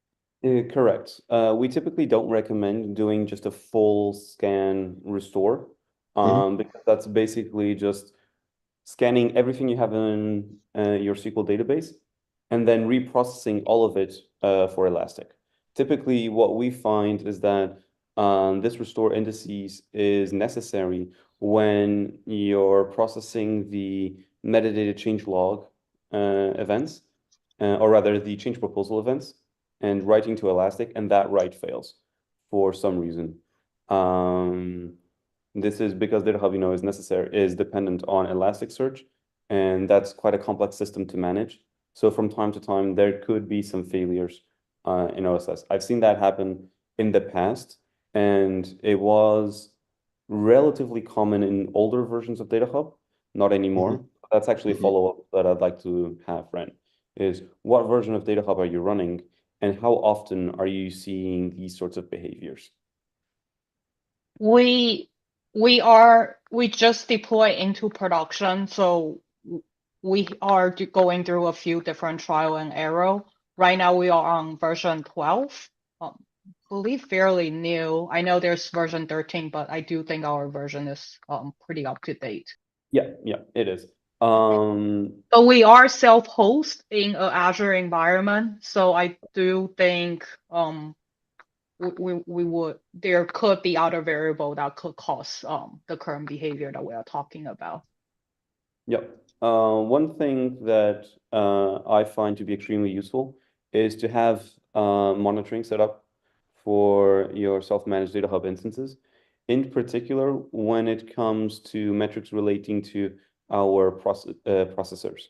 So DataHub is by nature an async system where we use Kafka to pass messages around different components of DataHub, which also gives it a level of resiliency in ensuring at least once processing.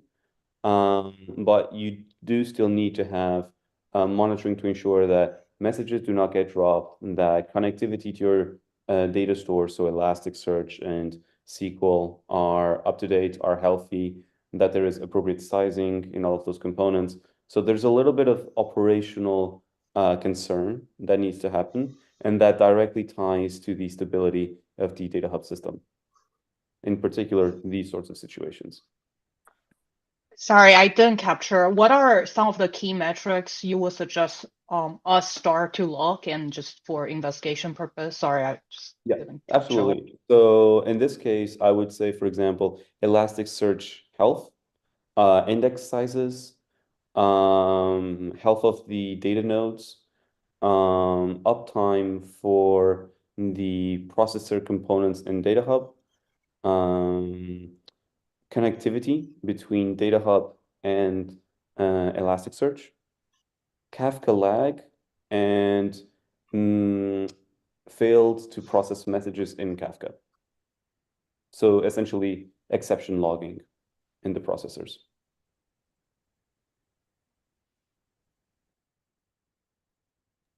Very helpful, thank you. I'm drawing all of those down so we can take back and really start doing a little bit more investigation. Excellent.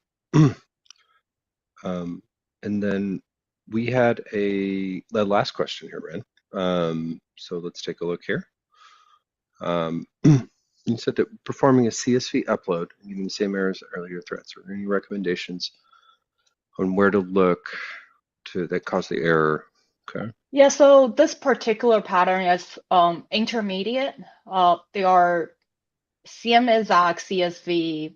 If we were to try to upload at a different time, it will show it will be successful ingested.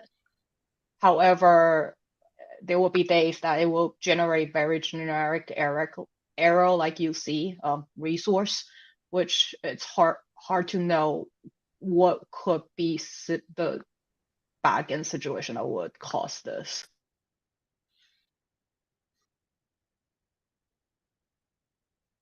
Okay.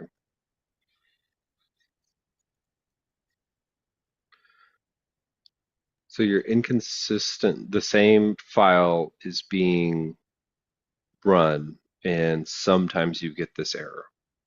That's correct. Okay.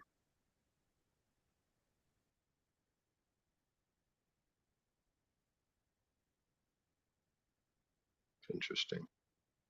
Okay.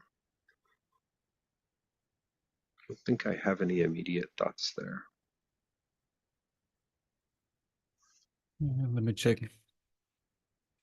One thing that might be useful here is maybe checking GMS logs. Well, this is ingestion only. So one thing you could do is run the recipe, but do not sync it to DataHub. Instead, sync it to a file. So you're basically just giving a recipe the CSV file that you want to output, and then that output comes into a different file, which will be a JSON based file. And if you run it, let's say consecutively 10 times over, are you able to reproduce this error or not? Because it might just be a racing condition type situation in the CSV enricher. I feel like it's most probably there is a column missing, but let me check. Yeah, I actually opened up the CSV. I don't see anything necessarily wrong, which is strange. Yeah, and the pattern, like I mentioned, it will essentially, the CMExec file will have succeed after, like, it's intermediate. I still wasn't able to identify what could cause this situation, but Pedro, based off your recommendation, I can see what else we can try. Yeah, just change the recipe and add a sync to it. Sync to a file, execute it, and see if you can reproduce this error. That's a good Basically, idea. what we're doing here is we're not emitting the contents of the CSV to GMS, to the DataHub server. You're just writing it to a file, which can be ingested later on. But this is just to try and execute the CSV enricher. And if you're not able to reproduce the error there, then checking the logs in GMS for when this ingestion does fail might prove more fruitful. Okay, that's definitely helpful. I'm gonna wager that it is replicable because this doesn't look like a GMS error. This looks like a pedantic validation error as inside that I agree. Python side, right? Yeah. So I think if you sync it to a file and you can still reproduce it, then that should be enough for us on our side to identify what the exact error is. I'm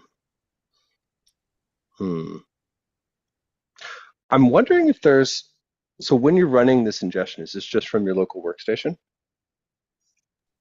Bryn? Or from the... I trigger a local UI, but the actual execution is in the AKS cluster. Yep.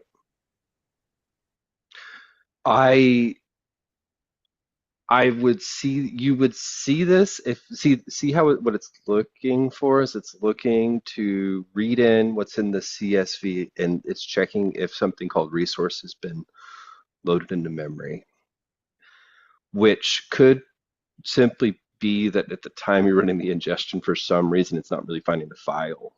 This could be signal for that.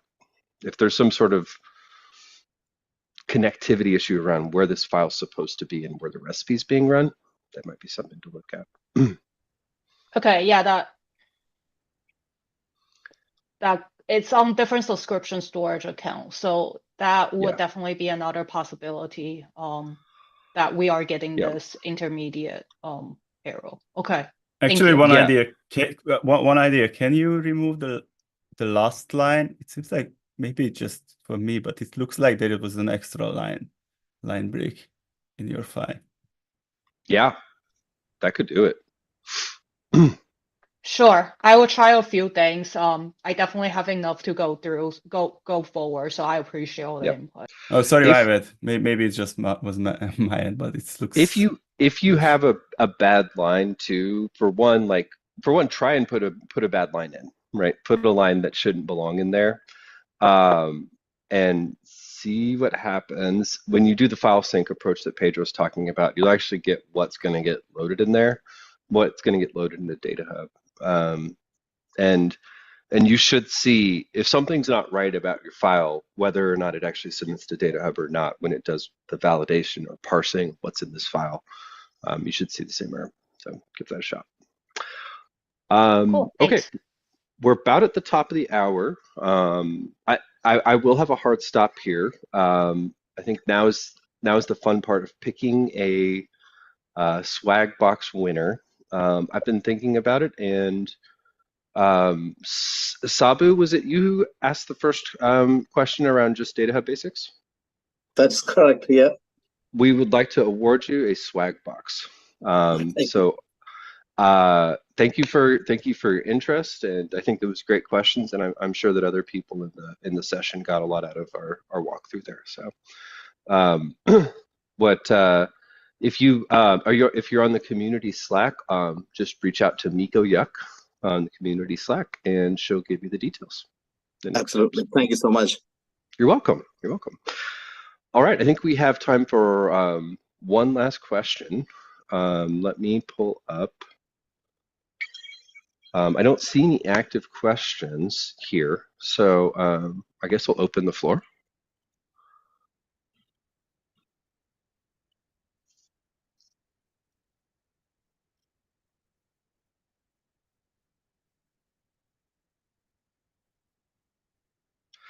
Let's see. I'll pick on who just joined.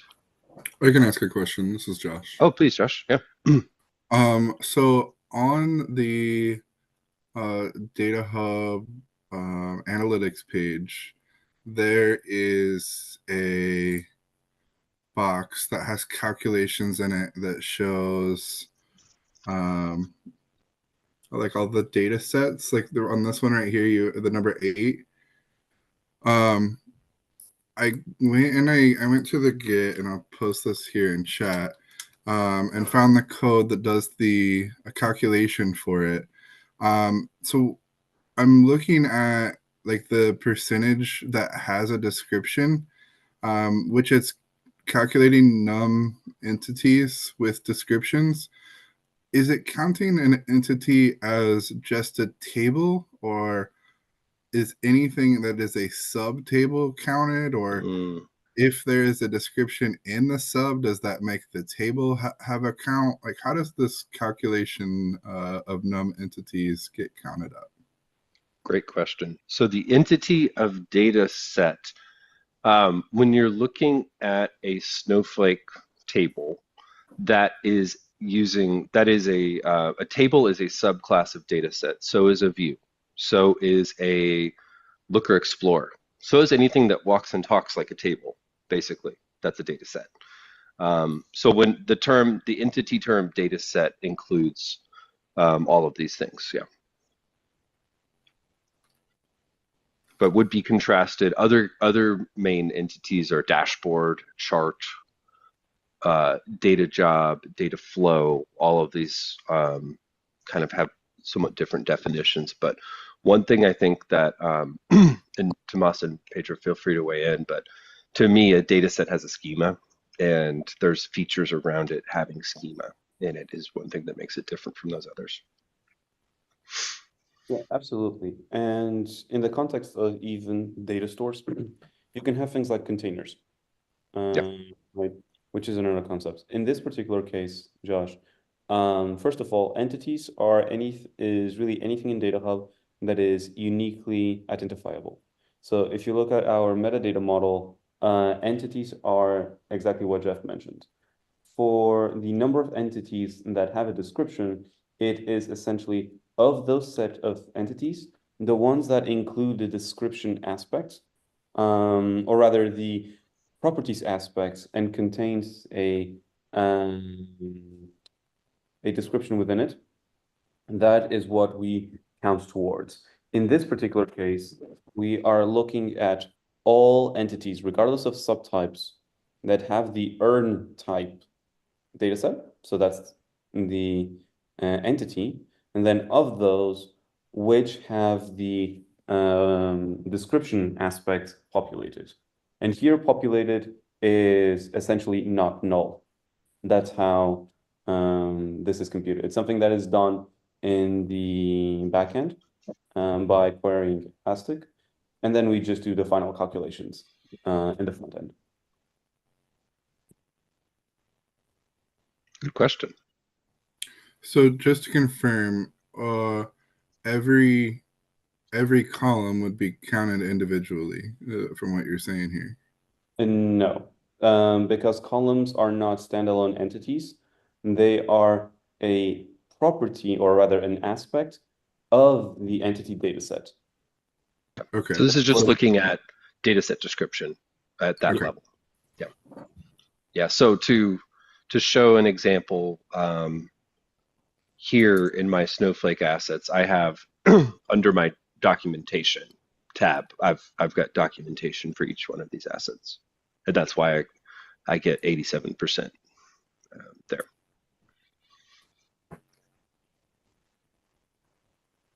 Okay, thank you. Yeah, welcome. All right. I think I need to. We're almost at the top of the hour, and I do have a hard stop. So, Miko or Maggie, are you here to take that handoff? They're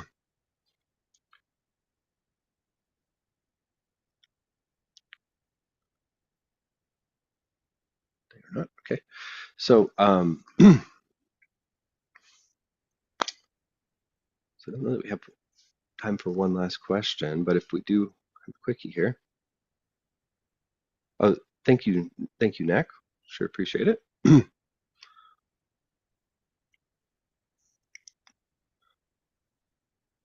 Did folks who didn't answer questions get some good information off of the session?